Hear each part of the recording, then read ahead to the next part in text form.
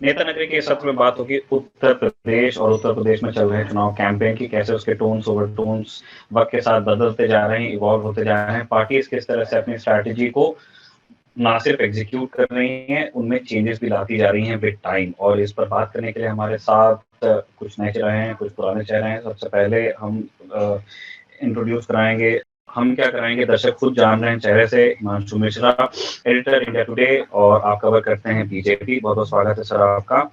हमारे साथ दूसरे मेहमान हैं हिमांशु जी की ही दोस्त और colleague, deputy editor India today में ही सुप्रिया भारद्वाज। आप कांग्रेस कवर करती हैं, तो आज हमारे पास में बिल्कुल ऐसा लेफ्ट और राइट वाला पैनल बन गया है। और भी मेहमान हमसे इस चर्चा में जुड़ते रहेंगे, जब जुड़ेंगे तब हमसे आपका तारुफ कराएंगे और बातचीत को आगे बढ़ाएंगे। हिमांशु जी, सिंस आपके पास में बीजेपी की तरफ से आने वाली लीड्स और खबरें और बहुत सारी खबरों के बीच की खबरें भी होती हैं, हम आपसे शुरू करना चाहते हैं। एक चीज जिसको टिप्पणी की शक्ल में बहुत सारे लोग कह रहे हैं कि उत्तर प्रदेश में भाजपा ने अपना कैंपेन का जो तरीका है उसको थोड़ा सा चेंज किया है। पहले ऐसा लग रहा था कि सरकार जो अभी पावर में है भाजपा, वो बहुत ज्यादा वजन देना नहीं चाहती है समाजवादी पार्टी के वजूद या उसके उठाव को इस चुनाव से पहले, और उनका ज्यादा जोर था विपक्ष के तौर पे। वो एक कांग्रेस को विपक्ष कहा करते थे और उसको एड्रेस करते थे और उसको लेकर के जो चीजें कहनी होती थी। लेकिन अब हम देख रहे हैं, पिछले आप 2-3 रैलियां अगर देखें, प्रधानमंत्री मोदी की होगी, उसमें सीएम योगी की होगी, जिसके अंदर सीधे समाजवादी पार्टी का नाम लेकर के भी वार है, लाल टोपी लाल निशान, रेड अलर्ट, इस तरह की बातें हो रही हैं। कौन सा विचार भाजपा में फिलहाल चल रहा है जिसको रिकॉग्नाइज करते हुए ये एक शिफ्ट हम देख रहे हैं? क्या आप इस रीडिंग से एग्री कर रहे हैं, और यदि हाँ तो क्यों? देखिए, एक चीज जरूर है, प्रधानमंत्री नरेंद्र मोदी जब तक ये कह सकते हैं ये कैंपेन शुरू हो है, और हम इस कैंपेन की शुरुआत अगर माने तो जेवर एयरपोर्ट के इनॉग्रेशन से मान सकते हैं। वहां पर भी उन्होंने अखिलेश यादव के ऊपर निखिल लगातार हमले बोले थे, लेकिन उस पिच पे नहीं बोले थे जिस पिच पे प्रधानमंत्री बैटिंग किया करते हैं। लेकिन जैसे जैसे बढ़ता गया, समा बंधता गया, और उसके बाद प्रधानमंत्री नरेंद्र मोदी ने जो गोरखपुर में कहा, उसका बड़ा क्लियर कट था कि लाल टोपी नो एंट्री।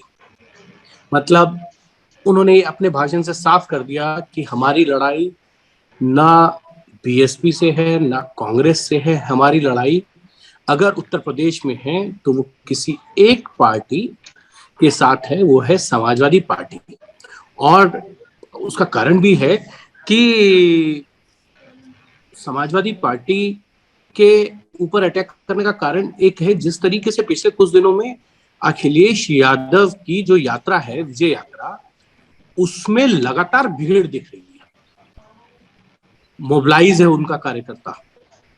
वो एक बीजेपी के लिए चिंता का सबब है। और दूसरी तरफ बीएसपी की तरफ से चुनावी कैंपेन को उठाया नहीं जा रहा है, तो इसीलिए कमान अब बीजेपी को लगता है कि जो वोट काट सकते थे समाजवादी पार्टी के, चाहे वो मुस्लिम वोटर्स हो या इकोनॉमिकल बैकवर्ड कास्ट जिसे हम कहते हैं ईसीबी, वो बीएसपी उसमें सेंध लगा सकती थी। और बीजेपी की सोशल इंजीनियरिंग सही ट्रैक पे जाते हुए 2017 का रिकॉर्ड तो नहीं, लेकिन एक कह सकते हैं कि मजबूत और पूर्ण बहुमत वाली सरकार बना सकती थी। लेकिन अब बीजेपी का अटैक समाजवादी पार्टी पे इसलिए है क्योंकि लगातार अखिलेश यादव के साथ जो लोग जुड़ रहे हैं वो बीएसपी कांग्रेस को छोड़कर आ रहे हैं या अन्य छोटे छोटे पार्टियों से है, कुछ लोग बीजेपी से भी गए। तो ये एक बीजेपी के लिए चिंता का सबब है, और इसलिए प्रधानमंत्री नरेंद्र मोदी ने अभी से ये कहे कि प्रचार की कमान संभालते हुए और सीधा मेन टारगेट पे अखिलेश यादव को रखा है। सुप्रिया जी, मैं आपके पास में आना चाहता हूँ। पहले तो आपका स्वागत है के इस खास प्रोग्राम नेता नगरी में। और जो सवाल हम आपसे रखना चाहते हैं वो ये है कि क्या कांग्रेस भी इस चीज को अब फील कर रही है, जिस तरफ हमारा पहला सवाल भी था, हिमांशु जी उसके बारे में बता भी चुके हैं कि एक शिफ्ट है। जैसे पहले हम ये देख रहे थे कि और इस तरह की बात चल रही थी कि बीजेपी भी और जो यूपी के अंदर सत्ता है, सरकार है, वो भी इस बात को लेकर ज़्यादा कंफर्टेबल है कि मीडिया और उसका फ़ोकस अगर प्रियंका गांधी पे बना रहे, तो वो उनके हितों को ज़्यादा सूट करेगा। लखीमपुर खीरी उसका एक क्लासिक एग्ज़ाम्पल है। चाहे एडमिनिस्ट्रेटिव रिएक्शन के हिसाब से आप देखें जिस तरह प्रियंका गांधी को रोका गया और चाहे वो मीडिया अटेंशन हो। और ये मान के चला जा रहा था कि ये चीज़ें चलती रहेंगी अपनी गति से, कांग्रेस का कैंपेन बहुत ज़्यादा आगे जाकर के मैच्योर होगा नहीं, वो एक नॉन सीरियस प्लेयर हैं और इसी बहाने जो सपा वाला जो एंगल है, उसको लाइमलाइट से बाहर रखा जाएगा। क्या कांग्रेस के अंदर जो आपकी लोगों से बात होती है पार्टी में उनकी स्ट्रैटेजी को लेकर के, वो भी इसी तरह से इन चीजों को देख रहे थे क्या? देखिए, सबसे पहले तो कांग्रेस एक सीरियस प्लेयर है, क्योंकि राजनीति में किसी चीज को राइट ऑफ नहीं किया जा सकता। लेकिन एक बात जो कहनी पड़ेगी वो ये है कि यूपी में उनके लिए बहुत कठिन है डगर पनघट की। उनको बहुत मेहनत करनी पड़ेगी। जो लोग कर रहे हैं ग्रास रूट लेवल पे उनका संगठन नहीं है, उसी के ऊपर पूरा ध्यान अगर आप देखें जब से प्रियंका गांधी ने कमान संभाली है उत्तर प्रदेश की, वो कंटिन्यूअसली ये है कि जमीन पे किस तरह से एक नेटवर्क को बिछाया जाए, एक बज क्रिएट की जाए। क्योंकि देखिए, politics is all about perception. अगर आप जैसे मायावती हैं, बीएसपी है, वहां पे अगर आप देखते हैं तो वहां सिचुएशन ऐसी बन गई है निखिल की, अभी जो सबसे ज्यादा जिसकी सिचुएशन थोड़ी सी गड़बड़ है वो है बीएसपी की। रीजन बीइंग कि आज का जो युवा है, जो लोग हैं, वो अपने नेताओं को सड़कों पे लड़ते हुए उनके लिए और उनके बीच में देखना चाहते हैं। सो इसीलिए अगर आप देखें, कांग्रेस ने अपना पूरा कैंपेन बड़ा स्मार्टली क्राफ्ट किया है। वो लोकल इश्यूज जो है, छोटे छोटे जैसे लोकल इश्यूज हैं, चाहे इलाहाबाद में किसी एक फैमिली का मर्डर हुआ तो उस पे प्रियंका गांधी गई, या चाहे कोई और छोटे छोटे इलाकों, छोटे छोटे एरियाज में चीजें हो रही हैं उसमें जा रही हैं, मंदिर विजिट कर रही हैं। तो उन्होंने अपना कैंपेन बहुत एक स्मार्ट वे से प्लान आउट कर रखा है, क्योंकि उनका जो इस समय फोकस है वो ये है कि कांग्रेस पार्टी चाह रही है कि 10 से 15% का वोट शिफ्ट उनकी तरफ हो जाए, ताकि उनको एक अच्छा लॉन्च पैड मिल जाए 2024 के लिए। कांग्रेस पार्टी को भी पता है कि इस समय, जैसे मैंने कहा, बहुत कठिन है डगर पनघट की, लेकिन जो 2024 है उसमें अगर उनको बहुत ज्यादा सीटें लेनी है तो उसके लिए अभी से ही तैयारी उनको करनी पड़ेगी। सुप्रिया जी, इसी क्वेश्चन को हम आगे बढ़ाते हुए जो आप कांग्रेस के कैंपेन को लेकर के बता रही थी, हम भी देख रहे हैं कि प्रियंका गांधी बहुत सारी नई चीजें इंट्रोड्यूस करते हुए दिख तो रही हैं कम से कम। एक चीज बात चल रही थी कि प्रियंका सेना कहा जाएगा, एक डेडिकेटेड कार्डर जिसकी आपने बात की, उन्होंने अभी अपना थीम सॉन्ग भी लॉन्च कर दिया है। हम ये जानना चाहते हैं कि ये जो नए बदलाव इंट्रोड्यूस कर रही हैं प्रियंका गांधी, अपनी एक तरह से पर्सनालिटी को एक्सरसाइज कर रही हैं, पार्टी जिस तरह से स्टेट में काम करती है उसको लेकर के ट्रैक्शन कितना है, जो ग्राउंड रूट का कार्यकर्ता है वो इन चीजों को कैसे देखता है? उसके लिए ये एक मतलब कि अच्छा ठीक है, ये साहब भी नए आ गए, ये अपनी तैनाती में क्या क्या करते हैं, उस तरह का है, या फिर वो वाकई मोटिवेटेड फील करते हैं? नहीं, वाकई काफी मोटिवेटेड फील करते हैं। और सबसे बड़ी बात जो है, प्रियंका गांधी का एक तुरंत का कनेक्ट है आम लोगों के साथ भी। जैसे पुलिस ने जब उनको डिटेन किया था तो हमने देखा कि जिन महिला पुलिसकर्मियों ने उनको डिटेन किया था, उन्हीं के साथ सेल्फीज खींच के वो वीडियोज और फोटोग्राफ्स आनी शुरू हो गई थी, जिसमें लड़की हूँ लड़ सकती हूँ कैंपेन जो है उसका शुरुआत के अगले दिन ही ये जो है दृश्य हमने देखे थे, जब वो लखनऊ से चली थी आगे टूर के लिए अपने उत्तर प्रदेश के अंदर। आज वो गोवा में है और वो जो लड़की हूँ लड़ सकती हूँ कैंपेन है उसको उत्तर प्रदेश से आज बाहर निकाल कर गोवा में भी कहीं ना कहीं लॉन्च कर दिया गया है। वहां पर भी जो महिलाएं हैं उनके ऊपर ज्यादा फोकस है। तो जो प्रियंका गांधी कर रही हैं वो उत्तर प्रदेश में उसकी शुरुआत जरूर है, लेकिन ये धीरे धीरे करके इसको हम पूरे पैन इंडिया में देखेंगे। जहां तक कांग्रेस कार्यकर्ताओं का सवाल है, उनके लिए वो प्रियंका दीदी हैं। आप अगर जाएंगे तो वो कहा जाए ना कि प्रियंका गांधी के लिए उनको ये एक आशा दिख रही है कि एक नेता है जो दिल्ली से यहाँ पर आके है और डायरेक्टली उनसे बात जो है हाईकमांड से कांग्रेस पार्टी की डायरेक्टली बात की जा सकती है। रात के 12-12 1-1 बजे तक मीटिंग करते थे। एक कल्चर वहां पर भी चेंज हुआ है यूपी में कांग्रेस पार्टी के अंदर के बहुत सारे जो बड़े नेता हैं अब उनको भी जमीन पे उतरना पड़ रहा है। अच्छा, मैं वैसे पूछने ही वाला था कि जो कांग्रेस का जो मीडियम रंग ऑफ लीडर्स है वो इसको कैसे देखता है।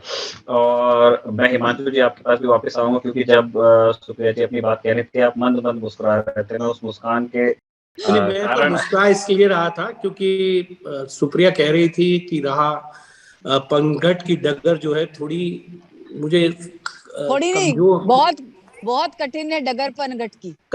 हाँ कठिन है, लेकिन मैं ये कहूंगा कि पनघट की डगर जो है बहुत कमजोर हो गई है, उस पर पकड़ पाना मुश्किल हो गया है। नहीं, उसे पकड़ पाने के लिए ही वहां पर प्रियंका गांधी गई है हिमांशु, इसीलिए वो धीरे धीरे सबको काम करे ठीक है। 2017 और नेताओं को भी भगा रही है। लौट रहे हम इस एक्सचेंज पे लौटेंगे और हम सुनना भी चाहते हैं आप दोनों के बीच की जो बात होगी। हमारे साथ दो नए मेहमान जुड़ गए, हम उनको इंट्रोड्यूस करा देना चाहते हैं। पहले वरिष्ठ पत्रकार रतन मणिलाल, लंबे समय तक आप टाइम्स ऑफ इंडिया से जुड़े रहे हैं, उत्तर प्रदेश को एक्सटेंसिवली आपने कवर किया, बहुत बहुत स्वागत है सर आपका नेता नगरी में। दूसरे मेहमान जो हमारे साथ जुड़ गए हैं वो है मसूदुल हसन साहब, आप हिंदुस्तान टाइम्स से लंबे समय तक के जुड़े रहे हैं, आपने भी यूपी कवर किया, ब्यूरो चीफ रहे हैं, शुक्रिया आपका भी हमसे जुड़ने के लिए। रतन जी, हम आपके पास पहले आना चाहते हैं। अभी तक की जो बातचीत हो गई है मैं उसके बारे में आपको एक ब्रीफ ये दे ही देता हूँ। हम हिमांशु जी से हमने पूछा कि उत्तर प्रदेश में भाजपा ने किस तरह से अपने कैंपेन का जो दशा है और दिशा है उसमें एक माइनर शिफ्ट हमने देखा है। वो फ्रॉम अटैकिंग कांग्रेस वो आ गए हैं अब अटैकिंग सपा, वहां तक के। और उसके बाद फिर हमने सुप्रिया जी से पूछा कि कांग्रेस इन सारी चीजों को कैसे देख रही है। हम सपा वाली चीज पे वापस आते हुए आपसे पूछना चाहते हैं कि एक तेजस्वी फिनोमेना की बात हो रही है कि समाजवादी पार्टी और आरएलडी की जो साझा रैलियां हो रही हैं उसमें हमको सैलाब दिखता है, बहुत बड़ा समंदर होता है टोपियों का, हरी और लाल। और ये हम तेजस्वी की रैलियों में भी देखते थे, लेकिन उसका इलेक्टोरल रिजल्ट उस तरह का आया नहीं। बिहार के फैक्टर्स अलग थे, तेजस्वी ने दूसरी वजहों से भी सफर किया, फॉर एग्जांपल एआईएमआईएम या फिर दूसरी पार्टी जो और वहां पे फील कर रही थी। उत्तर प्रदेश का मामला थोड़ा अलग है, लेकिन उससे तुलना तो हो ही रही। क्या आप भी इसे ऐसे ही देख रहे हैं कि हम जो भीड़ देख रहे हैं उसका सीधा कन्वर्जन टू वोट्स हो जाएगा, ये कहने में अभी जल्दबाजी होगी, या फिर ये एक फिनोमेना है जो रफ्तार पकड़ते पकड़ते चुनाव प्रभावित करने तक चला जाएगा? पिछले इतने सालों से कई इलेक्शंस देखने के बाद और वहां पे जाके लोगों से बात करने के बाद ये तो मैंने देखा है, और मैं समझता हूँ मेरे जैसे तमाम सारे मीडिया पर्सन्स ने भी देखा होगा कि लगभग हर महत्वपूर्ण राजनीतिक पार्टी के बड़े नेताओं की रैली में भीड़ तो आती ही है। आज की तारीख में समाजवादी पार्टी के रैली में भी उतनी भीड़ आ रही है जितनी बीजेपी के रैलीज में आ रही है। अभी किसान मोर्चा की रैली होगी तो उसमें भी भीड़ आती है।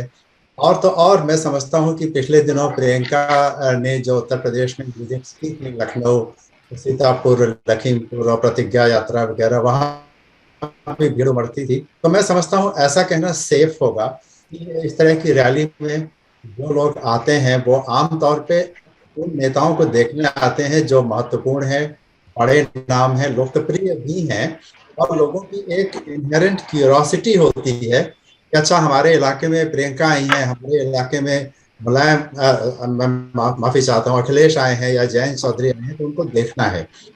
और उनको देखने के बाद मुझे ऐसा लगता है कि जो भी बातें उस रैली में कही जाती हैं उनके आधार पे कोई तुरंत ये निर्णय नहीं लेता कि हमें अब इन्हीं को वोट दें।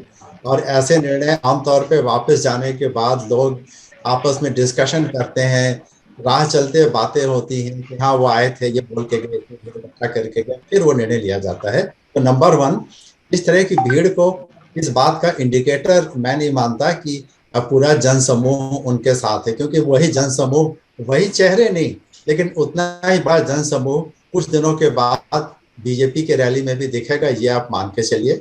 और उतना ही बड़ा जनसमूह या उससे छोटा बड़ा कांग्रेस की रैली में दिखेगा। और अभी जब बहुजन समाज पार्टी की ओर से मायावती की रैली जब भी होगी तो उसमें भी जनसमूह तो जुटेगा ही।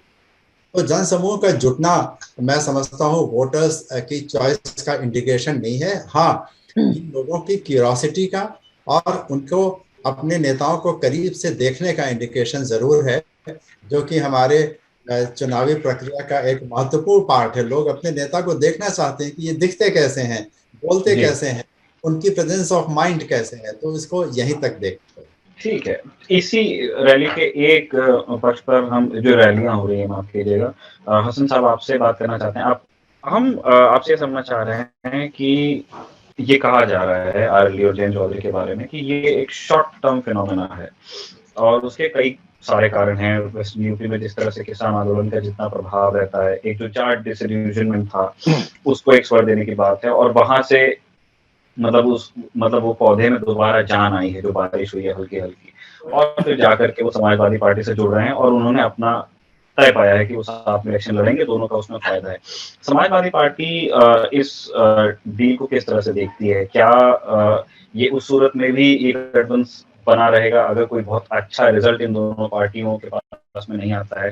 मतलब इस दोस्ती की उम्र कितनी होगी और ये कितना सोच करके ये गठबंधन किया गया है, या फिर जिस तरह से उठाव आरएलडी का शॉर्ट टर्म कहा जा रहा है, इस दोस्ती की वजह भी शॉर्ट टर्म है।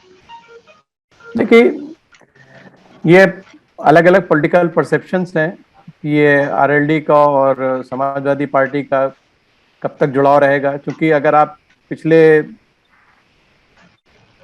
2 इलेक्शंस में देखें तो 17 में भी आरएलडी इन्हीं के साथ थी, समाजवादी पार्टी के साथ में, और 19 में भी इन्हीं के साथ रही है। 2 इलेक्शन समाजवादी पार्टी ने आरएलडी के साथ मिल करके ही वेस्ट यूपी में लड़ा है। आरएलडी के साथ वेस्ट यूपी में लड़ने से समाजवादी पार्टी अपने को फायदे में समझती है और आरएलडी अपने को फायदे में समझती है। उसकी वजह साफ नजर आती है कि अगर आरएलडी के पास अगर जाट सपोर्ट है, जाट वोट है, तो समाजवादी पार्टी के पास मुस्लिम सपोर्ट है। मुस्लिम्स आरएलडी के साथ तभी जुड़ते हैं जब उनको समाजवादी पार्टी उस ग्रुप में नजर आती है, वरना मुस्लिम्स में किसी न किसी तरह का स्केप्टिसिज्म जो है वो नजर आता है और वो उतना ज्यादा जुड़ाव नजर नहीं आता है। पिछले 3 इलेक्शंस में अगर आप देखें तो हालात जो थे वेस्ट यूपी के बहुत खराब हो चुके थे। 2013 के इलेक्शंस के बाद 2013 के दंगों के बाद, मुजफ्फरनगर शामली के दंगों के बाद जो हालात बने और जिस तरीके वहां पर जाट, गुजर्स, एक सेक्शन ऑफ दलित और दूसरी सब कास्ट जो थी वो एकजुट होकर के और मुसलमान एक कोने में खड़े हो गए जाकर के। उसके बाद 14 का इलेक्शंस आए, उसमें बीजेपी स्वीप की। 17 के इलेक्शन में भी बीजेपी की अच्छी परफॉर्मेंस रही और 19 के इलेक्शन में भी रही। इन तीनों इलेक्शंस में अगर आप देखें तो मुसलमान एक तरफ एक कोने में पड़ा रहा और ये जाट, गुजर्स और दूसरी कम्युनिटीज जो थी वो एक साथ खड़ी रही। लेकिन फार्मर्स का जो 1 साल से जो एजिटेशन चल रहा था उसका सबसे बड़ी जो एक अचीवमेंट, उनका जो फॉर्म लॉज विड्रॉ हो गए या उनकी और जो मांगे मानी जा रही हैं, उसके अलावा जो एक बहुत बड़ा अचीवमेंट वहां पर नजर आया पॉलिटिकल, वो ये था कि जो डिसइंचेंटमेंट जाट और मुस्लिम्स के बीच में पिछले 7-8 सालों से पैदा हो गया था वो कुछ बढ़ता हुआ नजर आ रहा है। और इसमें भी बहुत ज्यादा केयरफुली इस चीज को वहां पर रखा गया कि मुसलमान जो थे वो खुल करके फार्मर्स के एजिटेशन में सामने नहीं आए। अदरवाइज हो सकता था कि उसके असरात या उसको किसी दूसरे पहलू से पेश कर दिया जाता। मुसलमानों ने फार्मर्स के एजिटेशन में पूरा साथ दिया लेकिन पीछे से रहे वो। अब उसी चीज को आगे बढ़ाते हुए और इस फीलिंग को महसूस करते हुए कि हाँ ये अब एक साथ एक प्लेटफॉर्म पर खड़े हो गए हैं, अखिलेश ने बेहतर समझा कि आरएलडी को साथ में ले लिया जाए और के साथ में इलेक्शन लड़ा जाए, क्योंकि अकेले मुस्लिम्स वेस्ट यूपी में इलेक्शन नहीं जिता सकते, अकेले जाट वेस्ट यूपी में इलेक्शन नहीं जिता सकते। ये फैलेसी है कहना कि जाट अकेले वहां पर बहुत पावरफुल है। देखिए, ये अगर आप इसकी इतिहास में अगर आप जाएं तो चौधरी चरण सिंह से लेकर के अजीत सिंह और उसके आगे तक जो है, जो मजगर का जो एक कॉन्सेप्ट पैदा किया गया था, अजगर के बाद मजगर का जो चौधरी साहब ने कॉन्सेप्ट पैदा किया था, वो था यही कि मुसलमानों के दूसरी कम्युनिटीज के साथ में जोड़कर एक पावरफुल अलायंस बना लिया गया था। वो अलायंस बीच में टूटा, कुछ लोग इधर चले गए, कुछ कम्युनिटीज दूसरी पार्टीज में चली गई। अब उस अलायंस का कुछ हिस्सा जो है दोबारा आरएलडी और समाजवादी पार्टी की शक्ल में नजर आ रहा है। अब ये इस बात को अभी बहुत जल्दी है डिसाइड करना कि ये कितने दिन चलेगा, जबकि कुछ खबरें इस तरीके की आ रही हैं कि जाट कम्युनिटी के अंदर एक सेक्शन जरूर है जो अभी भी अखिलेश जैन चौधरी को बीजेपी के साथ जानने में ज्यादा बेहतर समझता है, लेकिन उसमें जैन चौधरी अपना नुकसान देख रहे हैं कि अगर हम बीजेपी के साथ जाएंगे तो जाट तो हमारे साथ हो सकता है चला जाए, लेकिन मुसलमान नहीं जाएगा, मुसलमान फिर वापस होकर के समाजवादी पार्टी में चला जाएगा। तो अच्छा, दूसरा एक चीज और है कि जहां तक आरएलडी, अभी आपने जिस तरीके कहा कि काफी सफर किए थे, तो आरएलडी भी देख रही है कि अगर ये 2 कम्युनिटीज एक साथ खड़ी हो जाएंगी तो जो पिछले 3 इलेक्शन का जो ड्राउट है आरएलडी के लिए, जो सूखा पड़ गया उनकी पार्टी में, इलेक्टोरल ड्राउट जिसे कहते हैं, वो जो उनके पार्टी में 3 इलेक्शन से पड़ गया है, वो गालबन इस अलायंस के साथ में अगर ईमानदारी के साथ में जाट और मुस्लिम एक साथ खड़े हो जाएंगे तो सीटों का फायदा नजर आ रहा है। तो अभी तो नजर आ रहा है कि रहेंगे। अब आगे चल करके 24 में क्या पोजीशन बनेगी और उसके बाद क्या होगा, ये तो अभी इट्स टू अर्ली टू से। जी। और उस सूखे के संदर्भ में ही हमने कहा था कि ये जो वापस एक रिवाइवल है वो एक शॉर्ट टर्म वजहों से आया हुआ है। एनीवेज, अगला सवाल हमारा हिमांशु जी आपके लिए है, लेकिन हम चाहते हैं कि तन्मय जी भी उस पर रिएक्ट करें। जिस चीज की तरफ हसन साहब इशारा कर रहे थे कि अभी सोशल कोहेजन चाहे आने में समय हो, लेकिन एक पॉलिटिकल एक्सपीरियंस ये गाइड कर रही है अब कि मुस्लिम और जाट साथ में आके लड़ें, और उसका एक नतीजा है कि सपा और आरएलडी साथ में इलेक्शन लड़ रहे हैं, साथ में रैलियां कर रहे हैं, कैंडिडेट्स उतारेंगे और वो वोट मांगने चले जाएंगे। इसको कितना वजन बीजेपी देती है, और क्या ये बात जो टिप्पणीकार कहते हैं कि इसी चीज को रिकॉग्नाइज करते हुए भाजपा ने अपने कैंपेन का काफी फोकस ईस्ट की तरफ शिफ्ट किया है उत्तर प्रदेश में ही। आपकी बात होती रहती है पार्टी में लीडर से भी, जो कैंपेन चलाते हैं उनसे भी।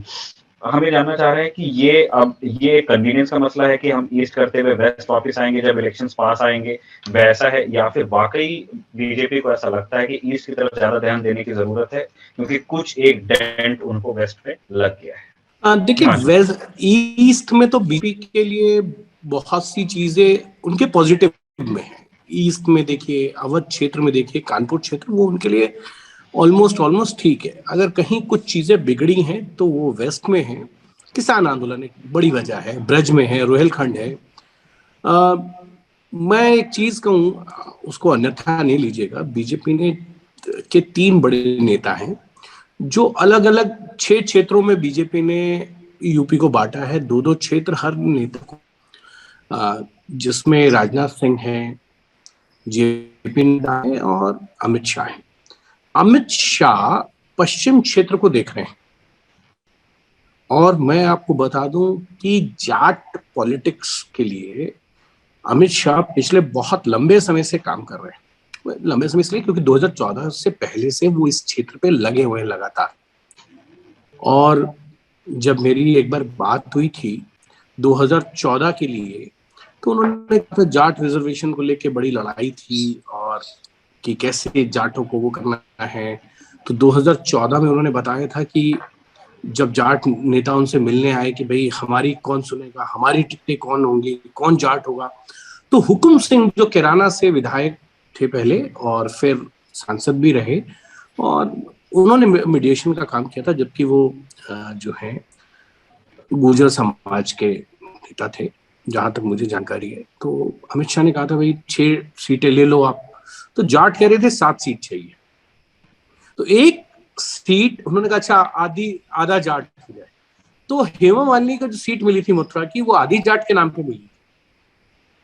तो अमित शाह इस चीज को जानते हैं कि आंदोलन खत्म हो गया है, किसान अपने घर जाने का ऐलान कर चुके हैं, अब उनके पास टाइम है। और आप देखिएगा आने वाले दिनों में अमित शाह लगातार आपको वेस्ट यूपी में दिखेंगे।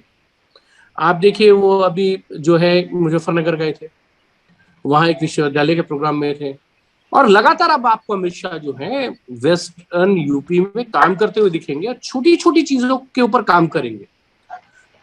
जाट एक बड़ा फैक्टर है, लेकिन वहां पर और भी छोटी छोटी जातियां हैं, सैनी हैं, गुजर हैं, ये जो चीजें हैं इनको वो बुनने का काम करेंगे। बिजनौर में थोड़े से राजपूत हैं, उनको जोड़कर वो चाहेंगे कि अगर जाट कहीं थोड़ा सा नुकसान हुआ है, जो उनको पिछली बार ये कह सकते हैं कि 70% मिला था और इस बार उनको उम्मीद है कि 40 मिले, तो वो जो 30% का लॉस है उसको वो दूसरी जातियों से ईसीबी, जो मैंने आपको कहा अदर बैकवर्ड कास्ट को लाकर पूरा करने की कोशिश करेंगे।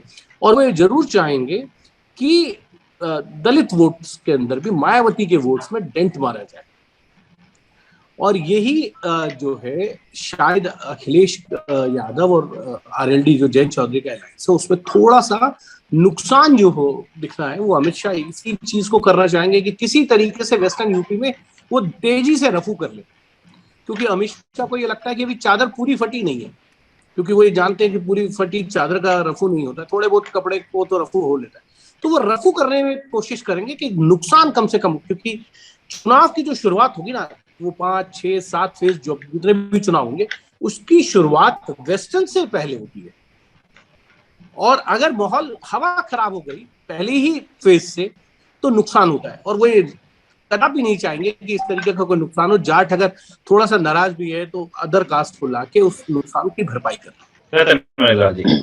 इसी सवाल पर हम आपके रिएक्शन चाहते हैं। पूर्वांचल में जो भी फोकस है बीजेपी का, वो काफी अग्रेसिवली वहाँ पे टूर कर रहे हैं, सीएम भी, पीएम भी, होम मिनिस्टर की भी वहाँ पे रैली होंगी। जी बिल्कुल, देखिए इसमें कोई शक नहीं कि उत्तर प्रदेश में 2017 में बीजेपी ने सरकार बनाने के बाद से, जब से योगी आदित्यनाथ मुख्यमंत्री हुए, तो वो चूंकि खुद भी गोरखपुर के लिए एक जाना पहचाना चेहरा थे और उनका प्रभाव बीजेपी से पहले हिंदू युवा वाहिनी की वजह से पूरे क्षेत्र में था, तो उनका फोकस शुरू से ही पूर्वांचल की तरफ रहा है। और इस बात को उन्होंने तमाम सारे मौकों पे कई बार कहा कि उत्तर प्रदेश में पूर्वांचल पिछड़ा हुआ था तो हमारा पूरा फोकस उधर रहेगा। तो उन्होंने एक तरीके से आप कहिए तो एक एजेंडा के तहत, एक रणनीति के तहत पूर्वी उत्तर प्रदेश के, मैं समझता हूं कि करीब 10 जिले तो ऐसे हैं ही जहां पे करीब 80 से थोड़ी ज़्यादा सीटें हो सकती हैं जिन पे फोकस किया हुआ है। और पिछले दिनों हम सब ने देखा कि किस तरह से इवन प्रधानमंत्री नरेंद्र मोदी की यात्राएं पूर्वी उत्तर प्रदेश में 5-6 बार हो चुकी हैं, सितंबर, अक्टूबर, नवंबर, दिसंबर तक। और सारा फोकस ये है कि वहाँ के लोगों को कैसे इतना एक्टिविटीज से और इतने विजुअल से सैचुरेट कर दिया जाए कि उनको उसके अलावा कोई नजर ही ना आए। और वो धीरे धीरे हो भी रहा है। गोरखपुर, बनारस और अयोध्या और अब फिर से वाराणसी में कुछ होने जा रहा है। तो मैं समझता हूँ कि ये एक, जैसा आपने भी इंडिकेट किया था शुरू में, कि बीजेपी के लिए पूर्वांचल में अपना एक जिसको कहते हैं अपना गढ़ बना लेना उनके हित में इसलिए होगा क्योंकि पश्चिमी उत्तर प्रदेश में ऐसा देखा गया कि किसान आंदोलन की वजह से, आरएलडी की वजह से, जाटों के कुछ डिसइल्यूजनमेंट की वजह से बीजेपी की उतनी पकड़ मजबूत नहीं रह गई है।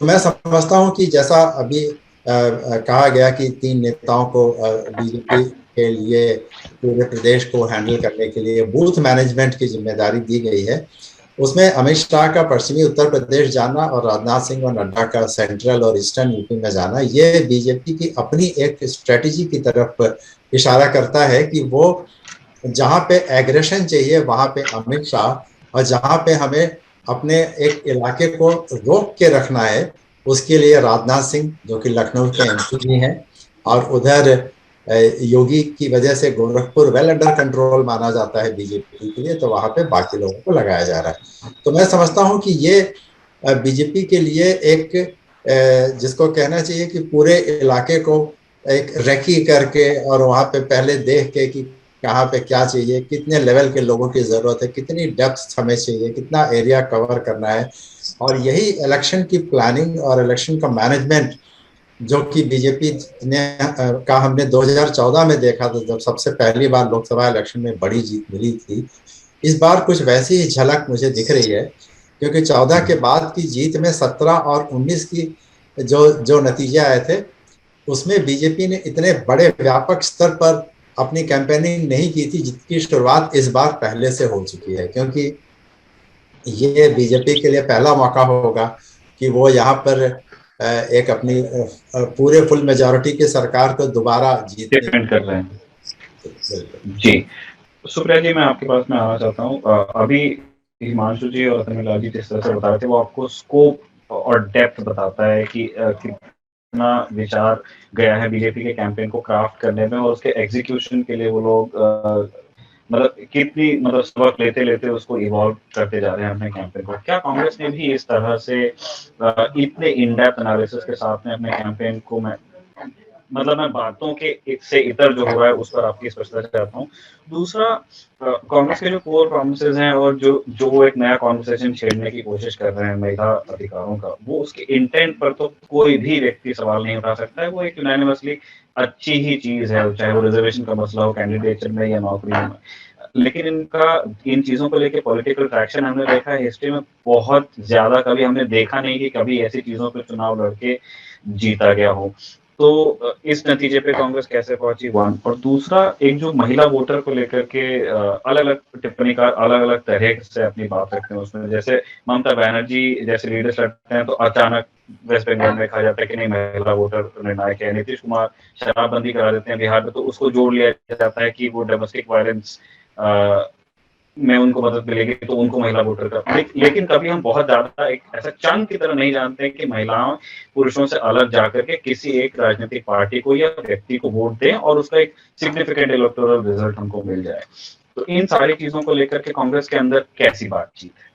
जहां तक कांग्रेस की स्ट्रैटेजी का सवाल है, इस बार कांग्रेस ने भी बहुत माइक्रो मैनेजमेंट की स्ट्रैटेजी को अपनाया है। जैसे बीजेपी ने अपने दिग्गजों को उतारा है, उसी तरीके से भूपेश बघेल को, उसके साथ साथ अशोक गहलोत, कमलनाथ और अब चरणजीत सिंह चन्नी, सचिन पायलट, नवजोत सिंह सिद्धू, इन सबको भी कांग्रेस पार्टी चुनाव के कैंपेन के अंदर यूपी में उतारेगी और बहुत माइक्रो मैनेजमेंट करके चलेंगे। जैसे जाटों की हम बात करें तो वहां पे भूपेंद्र हुडा को काफी ज्यादा तरीके से कहा जा रहा है कि वहां पर वो लोग जाके कैंपेन करेंगे, उनका काफी स्ट्रांग होल्ड है। इसके साथ साथ कांग्रेस पार्टी ने इस बार जो पहले मैं और हिमांशु बात कर रहे थे कि उनको पता है कि जो अभी तक डगर थी वो जोर भी हो चुकी थी, तो इसलिए उन्होंने काफी ज्यादा बूथ मैनेजमेंट के ऊपर भी जो है काम किया। ये कांग्रेस पार्टी के इंटरनली अंदर खाने से जो सूत्र है वो हमारे हम अगर थोड़ा सा पहले जाते हैं और समाज एक भाजपा के अलावा जो दूसरी पार्टी जिसके पास में एक कार्डर है और संख्या है ऐसे कार्यकर्ताओं की जो मैदान पर उतर सकते हैं, वो समाजवादी पार्टी है उत्तर प्रदेश में, ये निर्विवाद है। लेकिन ये जब से इलेक्शन कैंपेन में हीट चढ़ी है और रैलियां शुरू हुई हैं, उससे पहले एक एब्सेंस की शिकायत की जा रही थी, चाहे वो कोविड हो, चाहे वो उसके बाद कई और मुद्दे हो, कोई जिसको कहते हैं एक व्हाइट पास समाजवादी पार्टी ने दे दिया एक तरह से। उस एब्सेंस को अंडू करने के लिए समाजवादी पार्टी ने किस तरह की स्ट्रेटजीज पर काम किया है, बात आपकी होती रहती होगी आई एम श्योर। तो आगे का प्लान क्या है, वो कैसे उस खाली जगह को भरेंगे जिस एब्सेंस की शिकायत थी? देखिए, जो शिकायत है, जो बीजेपी की तरफ से बार बार ये शिकायत आ रही है कि आप कोविड में कहाँ थे, ये एक आम मैं बाकी भी चीजों की बात कर रहा हूँ, कोविड तो एक मतलब वहां से शुरू बात। बाकी देखिए, जहाँ तक समाजवादी पार्टी का सवाल है, उनकी प्रिपरेशन पिछले 1 साल से अंदर खाने में चल रही थी। ये पार्टी जो है, जिस तरीके से समाजवादी पार्टी बीजेपी जिस तरीके से धीरे धीरे काम कर रही थी, उसी तरीके से समाजवादी पार्टी भी इलेक्टोरल प्रिपरेशन अंदर खाने में कर रहे थे। और जो अंदाज बीजेपी का पिछले 3 इलेक्शंस में उन्होंने देखा था कास्ट स्ट्रेटजीज का, उस कास्ट स्ट्रेटजी पर समाजवादी पार्टी भी बहुत क्वाइटली काम कर रही थी। अगर हम यूपी की सियासत को और से देखें तो मैं, जहाँ तक मेरा अपना मानना है कि कास्ट पॉलिटिक्स के जो जन्मदाता हैं वो मुलायम सिंह जी हैं और लालू जी हैं। कास्ट पॉलिटिक्स की शुरुआती इन्हीं लोगों ने की। मंडल के बाद जिस तरीके से इन लोगों ने करना शुरू किया, तो मुलायम सिंह जो हैं वो मास्टर हैं इस चीज़ में, और बहुत क्वाइटली इस पार्टी में काम हो रहा था अंदर ही अंदर। और काडर को ये मैसेज दिया जा रहा था कि किस तरीके से आप कमिटीज बना करके, मायावती की स्टाइल में थोड़ा सा काम किया इन लोगों ने। मायावती के यहाँ पर भाईचारा कमिटीज कास्ट बेस्ड बनती हैं, उसी बेस पर अर्ली 2021 में इन लोगों ने काम शुरू कर दिया था। अब उसकी पब्लिसिटी नहीं हो पा रही थी फॉर वेरियस रीजन, नहीं करना चाह रहे थे। और दूसरा ये कि पैंडेमिक का जो सेकंड फेज आया था, उसकी वजह से भी कुछ हालात रुक गए थे। लेकिन समाजवादी पार्टी जो थी वो काम में जुटी हुई थी फील्ड के ऊपर। अब जब ये पैंडेमिक का सेकंड फेज बहुत तेज बढ़ा है तो एकदम से सारे काम रुक गए थे। जुलाई में जब हम लोग जब ये देखना शुरू किया कि अब ये क्या हालात बन रहे हैं, तो जुलाई में ऐसा लगा कि जैसे कि समाजवादी पार्टी जो है वो इट्स लैगिंग बिहाइंड। लेकिन सडनली अगस्त से जो है समाजवादी पार्टी एकदम से मैदान में आ गई। और वो जो अब बात कही जा रही है कि 1-to-1 हो रहा है या बाइपोलर हो रहा है, ये सारी चीज़ें, ये बहुत वेल प्लान तरीके से समाजवादी पार्टी ने इसको आगे बढ़ाया है। और इस चीज़ में आगे बढ़ाने में जो भी सफलता नजर आ रही है, वो सिर्फ इस वजह से है कि जितनी स्पीड से समाजवादी पार्टी ने अपने कैंपेन को आगे बढ़ाया है, उतनी स्पीड से बीएसपी ने अपने कैंपेन को आगे नहीं बढ़ाया। बीएसपी अभी भी अपना कैंपेन को रोक के रखे हुए है। क्यों रोक के रखे हुए? कैडर की प्रॉब्लम है, वहाँ डिजर्शन बहुत हो रहा है। वहाँ 19 एमएलए थे, 19 में से 3 एमएलए सिर्फ बचे, बाकी सब पार्टी छोड़ करके चले गए। कास्ट के भी बड़े बड़े नेता उनके चले गए। तो बहरहाल बहुत से रीजंस हैं। और ये सारे के सारे अगर आप देखें तो मेजॉरिटी जो है ये सब समिट करके सब समाजवादी पार्टी में आई है। तो कहने का मतलब ये है कि पार्टी अंदर खाने में काम कर रही थी, तभी तो ये डिजर्शन हो रहा था और लोग इधर की तरफ वापस आ रहे थे।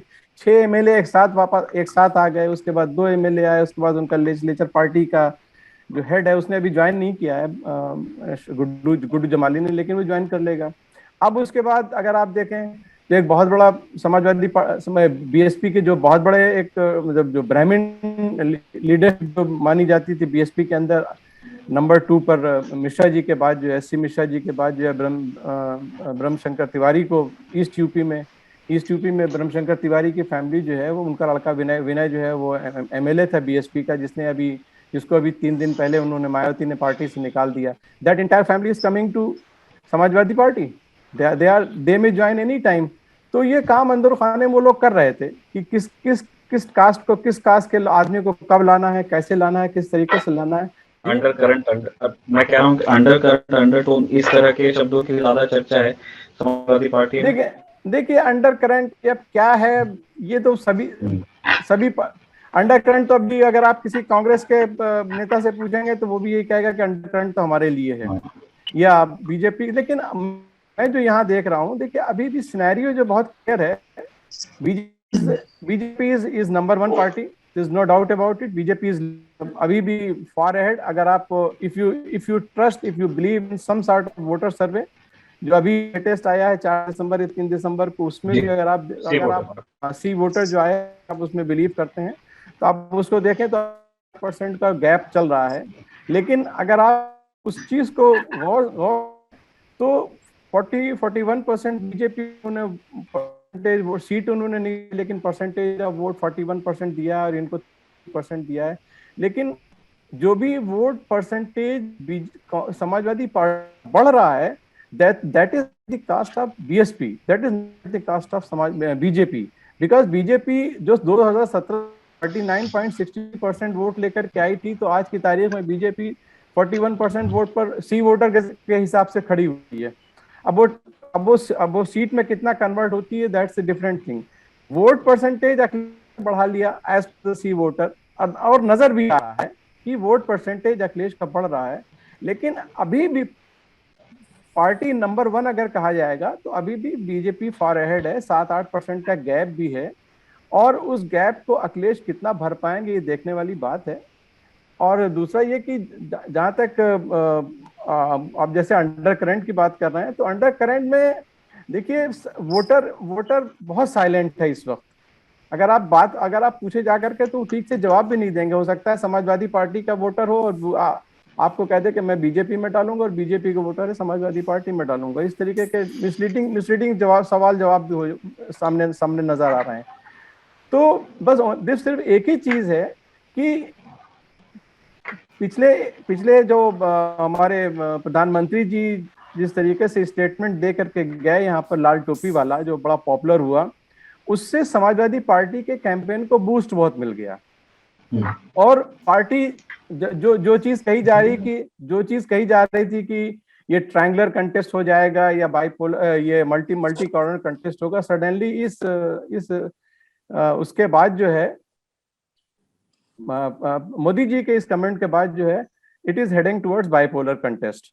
ठीक है, सुप्रिया जी से उनका जवाब ले लेते हैं। सुप्रिया जी कंफ्यूजन में है, मैं अपना सवाल दोहरा देता हूँ। मैंने नहीं, मुझे याद है सवाल आपका, मैं उसमें एक चीज ऐड करना चाहूंगी बिफोर आई स्टार्ट। जो हसन साहब ने भी कहा, वोटर बहुत साइलेंट है, और इस बार की हर पॉलिटिकल पार्टी जो है, वही कैंपेन की अगर हम बात करें तो हर बीएसपी का कैंपेन क्या अभी तक पता नहीं है, लेकिन समाजवादी पार्टी, कांग्रेस जो है एक बहुत ही स्मार्ट स्ट्रैटेजी के साथ सामने चल रहे हैं। ये नहीं है कि वो सब कुछ एक साथ डिश आउट कर रहे हैं, वो एक step by step, phase by phase कर रहे हैं। और इस बार का जो निखिल मैं देख रही हूँ, कांग्रेस हो चाहे बाकी अन्य पार्टियां हो, बहुत माइक्रो मैनेजमेंट पे काम किया जा रहा है। स्पेशली कांग्रेस का अगर देखा जाए तो जैसे बीजेपी अपने दिग्गज नेताओं को लेके आ रही है, उनकी जिम्मेदारी लगा रही है, इसी तरह कांग्रेस ने भी अपने दिग्गज नेताओं की पर्टिकुलर एरियाज में जो है रिस्पॉन्सिबिलिटी दे रखी है। जैसे अगर मध्य प्रदेश से लगता है बुंदेलखंड का इलाका है तो कमलनाथ वहां जाएंगे, थोड़ा इलाका राजस्थान से मथुरा वगैरह का लगता है, वहां पे राजस्थान के नेता जाएंगे।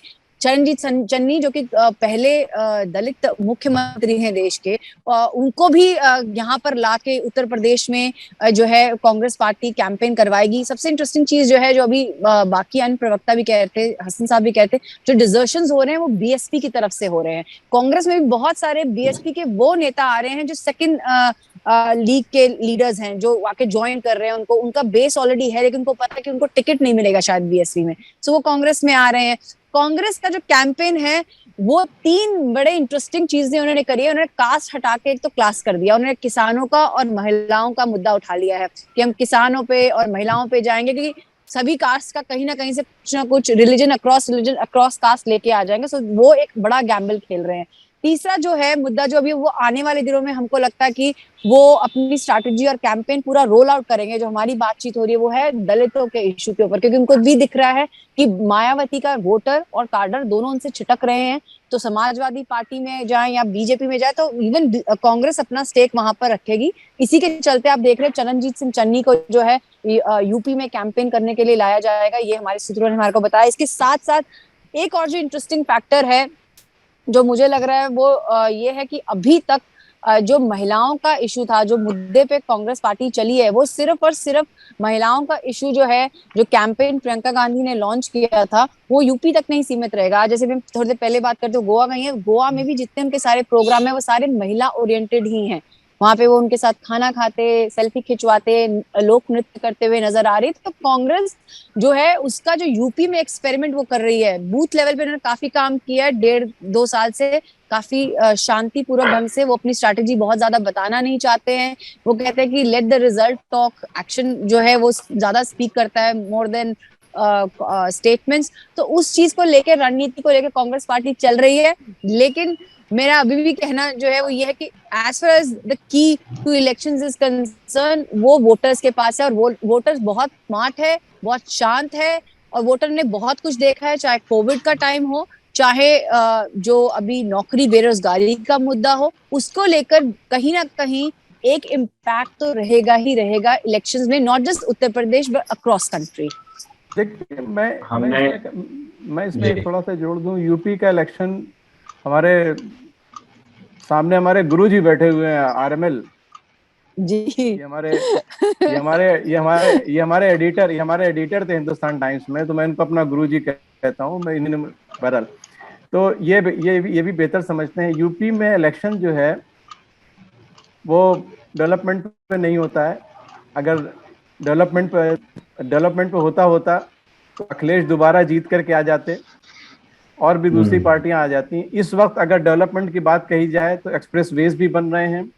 और मैं आपको बताऊं कि पिछले जुलाई, मैंने अभी कुछ आंकड़े निकाले थे, पिछले जुलाई से लेकर के और 18 दिसंबर तक, मतलब 2-4 दिन और आगे तक का मैंने आंकड़े जोड़े हैं। उसमें मोदी जी ने जुलाई से लेकर के 18 दिसंबर तक 130 लाख करोड़ का प्रोजेक्ट यूपी में लेकर के आए हैं।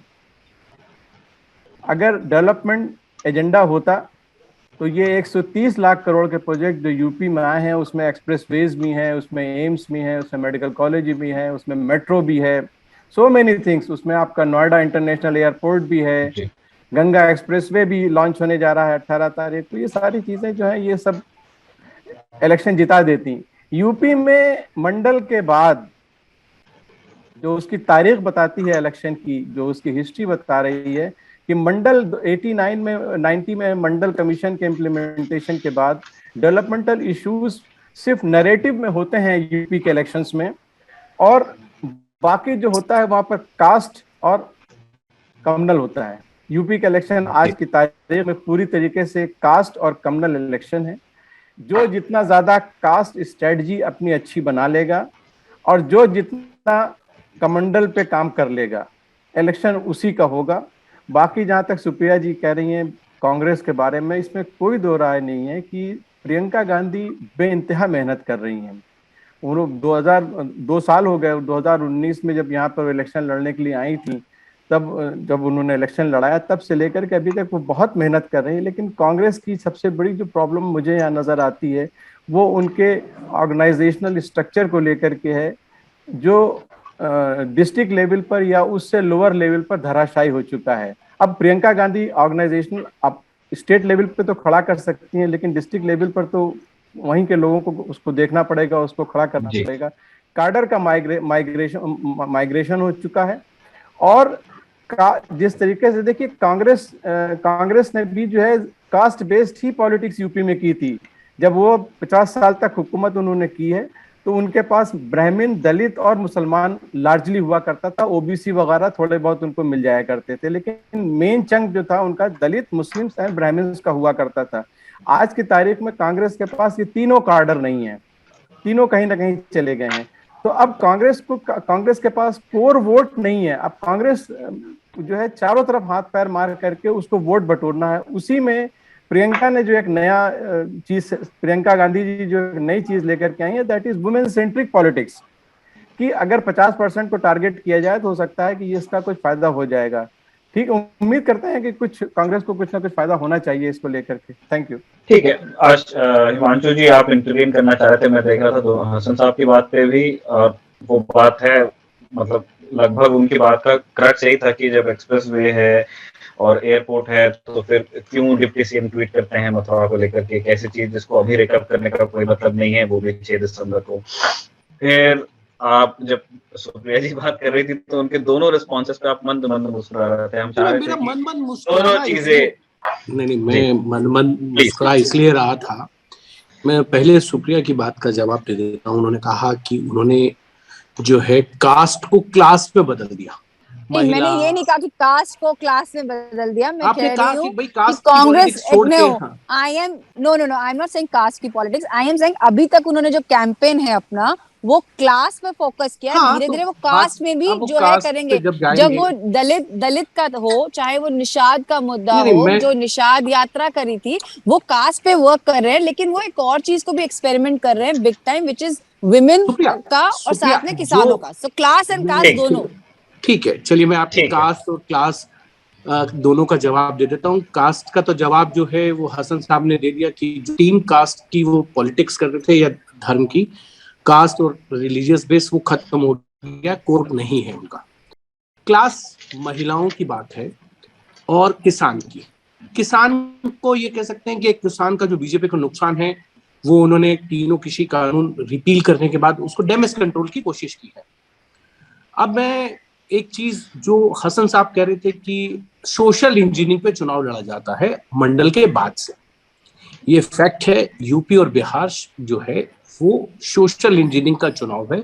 जिसकी सोशल इंजीनियरिंग बेहतर होगी वो चुनाव जीत जाता है। लेकिन एक सर्टेन टाइम के बाद अगर आप देखें तो लॉ एंड ऑर्डर कहीं ना कहीं मैटर करने लगा है। वो बिहार में भी 2005 के बाद से और यूपी की पॉलिटिक्स में भी। अखिलेश यादव ने काम बहुत किए थे डेवलपमेंट के, लेकिन अगर उनके खिलाफ कोई माहौल था तो वो लॉ एंड ऑर्डर का था। महिलाओं के प्रति, महिलाओं के साथ जिस तरीके से लगातार खबरें आती थी, रेप की, पुलिस स्टेशन की, तमाम तरीके की खबरें आती थी और लॉ एंड ऑर्डर की सिचुएशन बहुत खराब थी। निखिल, मैं आपको एक उदाहरण देता हूँ। 2012 से कुछ दिन पहले की बात, माफ कीजिएगा 13 की बात है, ये शायद दिवाली से पहले की बात होगी। लालकृष्ण आडवाणी बीजेपी के वरिष्ठ नेता, उस वक्त उन्होंने मुलायम सिंह यादव को गलियारे में रोककर कहा था कि अखिलेश को समझाइए, लॉ एंड ऑर्डर बहुत खराब हो गया है यूपी में, ये पार्ट पॉलिटिक्स से बाहर जाके लॉ एंड ऑर्डर के ऊपर ध्यान देना चाहिए, सरकार आपकी है, इमेज खराब होती है नेताजी। और हसन साहब बता देंगे कि मुलायम सिंह यादव ने पार्टी की कार्यकारिणी की बैठक में ये कहा था कि लालकृष्ण आडवाणी ने बात मुझको कही संसद में रोककर कि हमारी पार्टी के लोग गुंडाई करते हैं, लॉ एंड ऑर्डर की समस्या बहुत बड़ी समस्या है और आडवाणी झूठ नहीं बोलते। ये 2013 की दिवाली से पहले की बात बता रहा हूं मैं, 14 के चुनाव से पहले। तो लॉ एंड ऑर्डर को ही ध्यान में रखकर योगी सरकार आई थी और अभी तक बाय एंड लार्ज अगर हम देखें तो योगी सरकार के अंदर लॉ एंड ऑर्डर बहुत अच्छा है। और जैसा हसन साहब भी बता रहे थे कि अगर सोशल इंजीनियरिंग को देखा जाए तो बीजेपी की सोशल इंजीनियरिंग जाट और फार्मर्स को छोड़ दें, किसानों को छोड़ दें, तो बाय एंड लार्ज अभी तक उसमें कोई बहुत बड़ा डेंट नहीं पड़ा। इवन ये कह सकते हैं कि एक बड़ा चंक योगी के प्रति एक बड़ा वोट बैंक बनकर खड़ा हो गया है, जो बीजेपी का वोटर नहीं भी है, जिसमें महिलाएं भी हैं और यंगस्टर भी। अब समाजवादी पार्टी के पास जो बात हसन साहब कह रहे थे कि 39% अभी बीजेपी का वोट शेयर है, जो एक सर्वे के बारे में उन्होंने कहा, और समाजवादी पार्टी 31 पे है। अब यहाँ एक गेम चेंज है। मैं कल किसी बड़े नेता से बीजेपी के बात कर रहा था, उन्होंने कहा देखो अब ये टर्निंग पॉइंट है, अगर मायावती का वोट शेयर गिरकर 20-22% से नीचे आता है 15% तक, तो बीजेपी के लिए ये बहुत बड़ा चिंता का विषय है। अगर मायावती 20% के आसपास रहती है तो फिर बीजेपी को बहुत ज्यादा कोई नुकसान नहीं होने वाला और बहुत अच्छे ढंग से बीजेपी जो है वो चुनाव जीत जाएगी। लेकिन सुप्रिया जो प्रियंका गांधी को लेके कह रही है ना, वो जितनी मेहनत कर रही है, मैं आज पॉलिटिक्स में अगर प्रियंका मेहनत कर रही है पिछले 1.5-2 साल से लगातार उत्तर प्रदेश में, क्योंकि राहुल गांधी गायब हो गए 2019 के बाद, वो अमेठी गए नहीं और उत्तर प्रदेश में भी बहुत कम आपने देखा होगा नजर आए होंगे। आज अगर कांग्रेस अकेले दम पे चुनाव लड़ेगी तो मैं ये बात दावे के साथ कह सकता हूं कि कांग्रेस का वही हाशिर होगा जो लोक जनशक्ति पार्टी का हुआ था बिहार के अंदर। तमाम मीडिया कवरेज मिली, तमाम चीजों में चिराग पासवान दिखाई दे रहे थे, लेकिन जब नतीजे आए तो चिराग पासवान की पार्टी एक सीट पर सिमट के रह गई, वोट शेयर भी घट गया। मीडिया और मेहनत, उसमें सोशल इंजीनियरिंग का बहुत बड़ा खेल होता है, मैंने ये बात आपको पहले भी बता दी। अब कांग्रेस के लिए एक ही विकल्प है और कांग्रेस को उस विकल्प पे ही काम करना चाहिए कि आज किसी भी तरीके से एन केन प्रकंड, अगर कांग्रेस जाकर अखिलेश यादव के साथ अलायंस कर लेती है, चाहे वो 30 सीटों पे हो 35 पे हो, वो कांग्रेस के लिए बहुत बेहतर होगा वनस्पत की अकेले जाके चुनाव लड़ना। और क्योंकि प्रियंका गांधी मैदान में है और अगर अकेले जाके चुनाव लड़े तो अभी तक जो बंद मुट्ठी लाख की थी और खुल जाए तो खाक वाले सिचुएशन पे ना आए, उससे भी बचने की अभी कोशिश करनी चाहिए, क्योंकि प्रियंका काम कर रही है और जब नतीजे आएंगे तो कहीं 1-2 सीटों पे सिमट जाए 7 सीट से आके, तो उससे प्रियंका का जो एक ये कांग्रेस के लिए था वो भी खत्म हो जाएगा क्रेज कार्यकर्ताओं में। बेटर होगा कि उनका एक गठबंधन हो जाए, चाहे वो बीएसपी के साथ कर रहे हैं या समाजवादी के साथ। गठबंधन में रह के वो अपनी जो यथावत स्थिति है उसमें सुधार ला सकते हैं। अकेले चुनाव लड़के मुझे नहीं लगता इस सिनेरियो में, इस सोशल इंजीनियरिंग में जहां अखिलेश बहुत बढ़ते हुए नजर आ रहे हैं, बीजेपी मजबूती के साथ है और पहले की तरह चुनाव लड़ती दिख रही है और उसकी स्ट्रेटेजी बहुत स्ट्रांग है, ऐसे में कांग्रेस बहुत मेजर रोल तो नहीं प्ले करेगी। इसीलिए बेहतर ये होगा कि कांग्रेस जो है गठबंधन करे, वो समाजवादी पार्टी के साथ करे या बीएसपी के साथ करे, तो वो अपनी स्थिति में सुधार कर सकती है। अदरवाइज तो फिर बंद मुट्ठी लाख की और खुल जाए तो खाक। 2017 में तो गठबंधन हुआ था सर, मैंने ये नहीं कहा गठबंधन तब हुआ था जब समाजवादी पार्टी के साथ किया था, तब समाजवादी पार्टी का जो है वो ढलान की तरफ थी और कांग्रेस ने 105 सीटें लड़ी थी। अगर वो 105 की जगह 50 लड़ती तो शायद समाजवादी पार्टी का बेहतर प्रदर्शन है। कांग्रेस का तो खराब ही प्रदर्शन था और कांग्रेस का तो स्ट्राइक रेट भी 6% से नीचे चला गया था, तो स्ट्राइक रेट कम था और इस बार दोनों बेहतर कर रहे, काम करते हुए दिख रहे हैं। कांग्रेस तो स्ट्राइक रेट बढ़ सकता है। कांग्रेस अब जो नई चर्चा सुनने में आ रही है वो सुप्रिया जी बेहतर बताएंगी कि कांग्रेस शिवसेना से अलायंस करने जा रही है। अब शिवसेना का तो वहां कुछ है नहीं सर, मैं इसीलिए तो कह रहा हूँ। जी देखिए सर, जो अभी हिमांशु बात कर रहा है माइक्रो मैनेजमेंट की, हमारी भी कांग्रेस के नेताओं से बात होती है तो वो यही कह रहे हैं कि हम एक डिफरेंट स्ट्रैटेजी पे काम कर रहे हैं, सारी स्ट्रैटेजी मीडिया को नहीं बता सकते हैं, तो माइक्रो लेवल पे हम भी काम कर रहे हैं।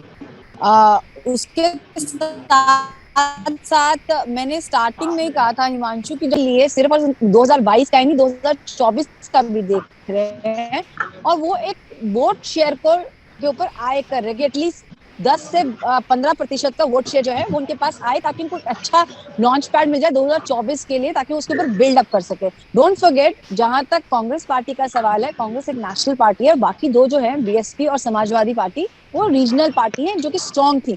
सबसे बड़ी बात जो आज हर पॉलिटिकल पार्टी, ये बाकी 3 पार्टीज हैं, वो देख रहे हैं, वो है बीएसपी का क्रम्बलिंग होना। और जो भी आपने बात मेंशन करी है कि अगर बीएसपी का वोट एक पर्टिकुलर लेवल से नीचे गिरता है तो चिंता का जनक बीजेपी को भी होगा, और वही कहीं ना कहीं चीज जो है समाजवादी पार्टी और कांग्रेस को भी समझ में आ रही है। और मैंने इसीलिए कहा था कि कांग्रेस के जब लोगों से बात करते हैं तो वो कहते हैं कि अभी तो हमने सिर्फ एक वार्म अप किया है, अभी पिक्चर बहुत बाकी तो है, अलायंस अभी होगा तो हम सुप्रिया? सिर्फ सबसे पहले विमेन के समाजवादी पार्टी के साथ ये अलायंस की बात तो हिमांशु बार बार देखिए हिमांशु, अलायंस की बात पे तो बार बार कांग्रेस पार्टी के नेता भी और यहाँ तक कि प्रियंका गांधी अपनी रैलीज में और जो बूथ स्ट्रक्चरिंग में अभी तक तो यही मेंटेन किया कि कोई अलायंस नहीं होगा, सब पे लड़ेंगे। 100 के आसपास जो कैंडिडेट सिलेक्ट भी कर लिया, फाइनलाइज भी ले। आगे क्या होता है आप भी जानते हैं, मैं भी जानती हूँ कि राजनीति में लास्ट मिनट में पिक्चर चेंज हो जाती है, सिनारियो बदल जाता है, तो हमें वो भी देखना होगा। लेकिन ये बात जरूर है कि हर पार्टी अपनी एक स्ट्रैटेजी लेके चल रही है, कांग्रेस के पास भी है। और जो अभी आप बात कर रहे थे,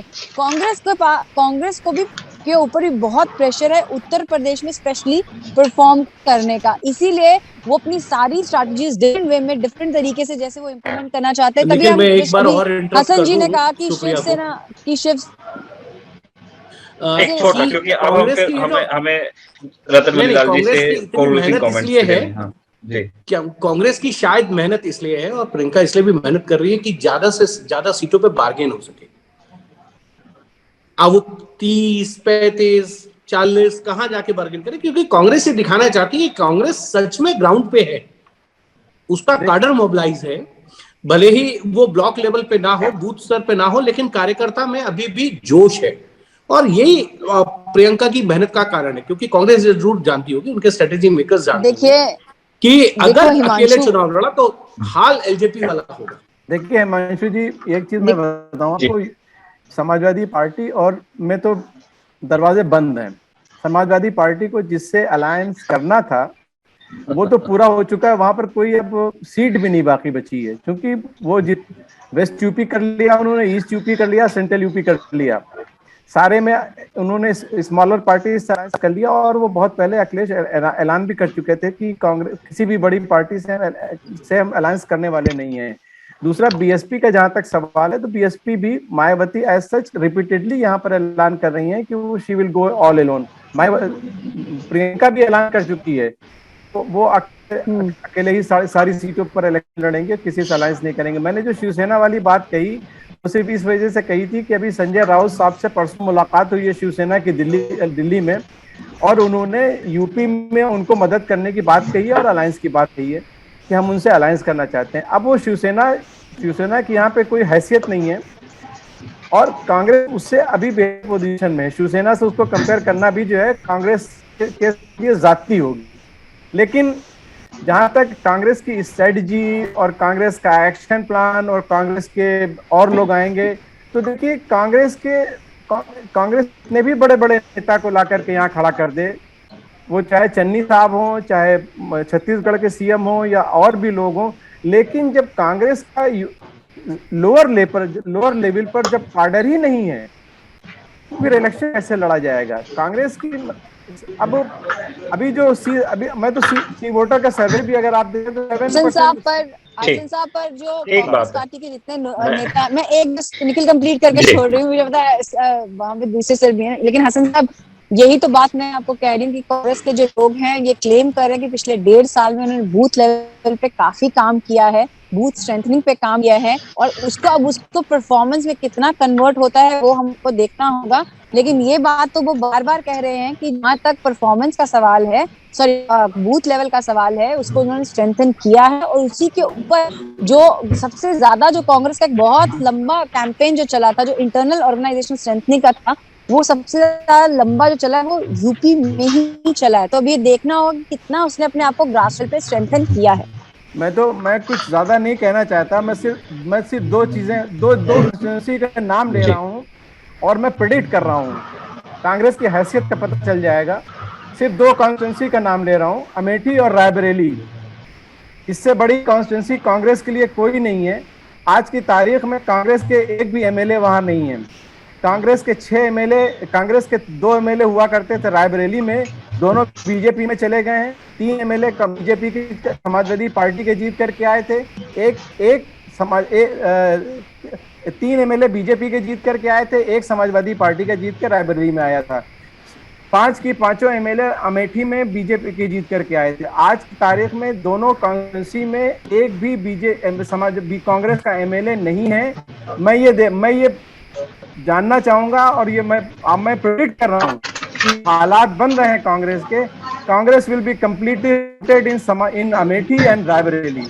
रतन, मैंने राजी हमने तीनों जो हमारे गेस्ट हैं उनको सुना और हमको समझ में आ रहा है कि जो 3 पार्टीज हैं, सबसे बड़ी party BJP, Samajwadi party RLD, उनके बारे में, और कांग्रेस, इन तीनों पार्टियों के सोचने का तरीका कम से कम हमें समझ में आता है। हमारे 3 पैनलिस्ट जिस तरह से हमें चीजों के बारे में बताते चले, आप कैसे देख रहे हैं इन सारी बातों को कंप्रेस करके एक पिक्चर आपके सामने क्या नजर आ रही है जिस तरह से कैंपेन चल रहा है और आगे इसकी क्या दिशा होने वाली है?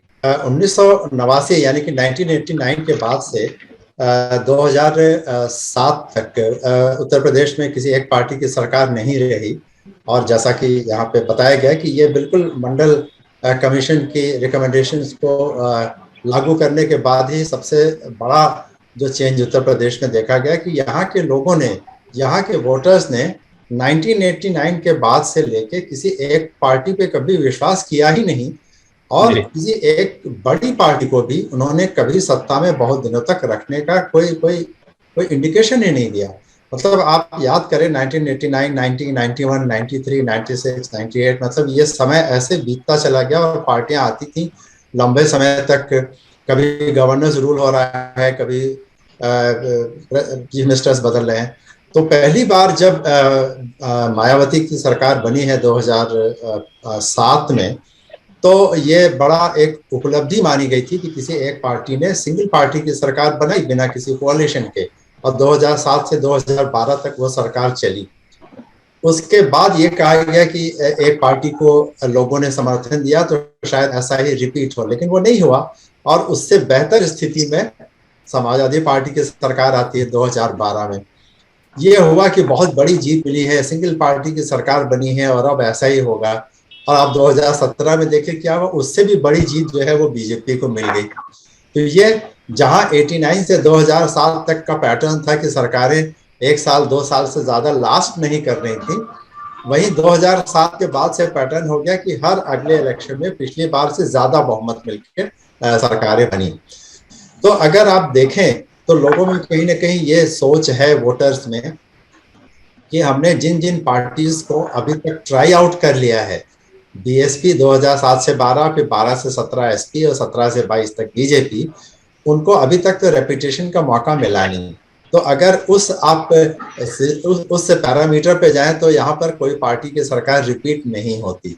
लेकिन फिर यहाँ पर अभी भी उत्तर प्रदेश में, लखनऊ में, तमाम सारे शहरों में लोगों के दिमाग में समाजवादी पार्टी और बीएसपी की सरकार की यादें ताज़ा हैं।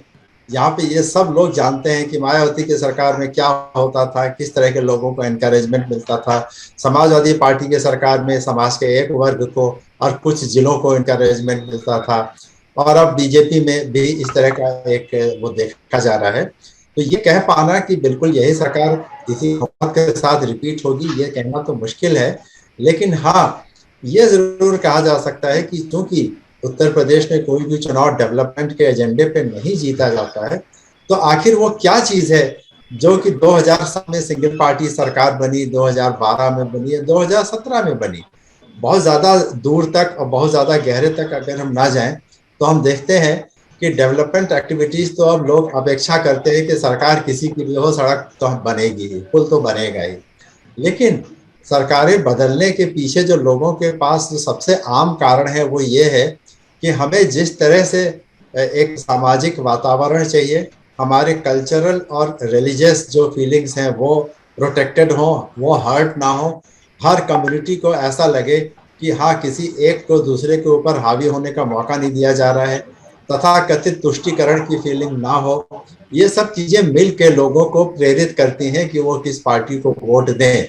मायावती के रेजिम में लोगों को लगा कि ऐसा हो रहा है, नहीं, तो फिर समाजवादी पार्टी में अखिलेश की सरकार बनी। वहां लगा कि इसमें भी कुछ वर्ग को बढ़ावा मिल रहा है, तो नहीं, इस बार बीजेपी को मौका मिला। हमें देखना यह होगा कि आज की तारीख में उत्तर प्रदेश में क्या लोगों को ऐसा लग रहा है कि पिछले 5 साल की सरकार में किसी एक वर्ग को बढ़ावा दिया गया, किसी एक संस्कृति को, किसी एक कम्युनिटी को ही बढ़ावा दिया गया। और अगर ऐसी फीलिंग पूरे प्रदेश में है तो बीजेपी को दोबारा मौका यहाँ के लोग नहीं देंगे। और अगर ऐसी फीलिंग नहीं है तो ये मौका फिर किसी को भी जा सकता है। और मैं समझता हूँ कि भले ही समाजवादी पार्टी इसमें कंटेंडर नंबर 1 हो, लेकिन ये कहना कि उनको दोबारा मौका मिलेगा, ये मैं इसलिए नहीं समझता क्योंकि अभी भी लोगों के दिमाग में समाजवादी पार्टी की सरकार के दौरान की तमाम सारी बातें याद हैं। और हम लोगों ने शिवपाल सिंह यादव को अभी तक कंसिडर नहीं किया आज की चर्चा में। समाजवादी पार्टी के हर जीत में शिवपाल यादव एक बड़ा फैक्टर होते थे, जो कि आज समाजवादी पार्टी के साथ नहीं है। तो ये उनकी एक बड़ी वीकनेस है। तो मैं समझता हूँ कि हर पार्टी की तैयारियां अपनी जगह हैं, लेकिन उत्तर प्रदेश में जो नतीजे हैं वो डेवलपमेंट की एक्टिविटीज की वजह से नहीं, बल्कि जो बाकी फैक्टर्स हैं उनको सोचते हुए और पार्टी की मजबूती को देखते हुए ही नतीजा निकले। चलिए, ऑन दैट नोट हम तरीके के इस सत्र को भी यहाँ कंक्लूड कर रहे हैं। शुक्रिया हमारा सप्ताह पे जितने गेस्ट हमारे आए सभी जो पार्लियामेंट में थे वो अपनी एक बिल ले आए थे, उन्होंने वहां से हमारे वक्त निकाला हुआ है। शुक्रिया जी, विदेश चौक पे हैं ठंडे दिल्ली में, वो वहां से हमसे जुड़ी हुई है। और लखनऊ से हमारे साथ 2 मेहमान थे जिन्होंने काफी शॉर्ट नोटिस पर एग्री किया, वक्त दिया। Thank you very much.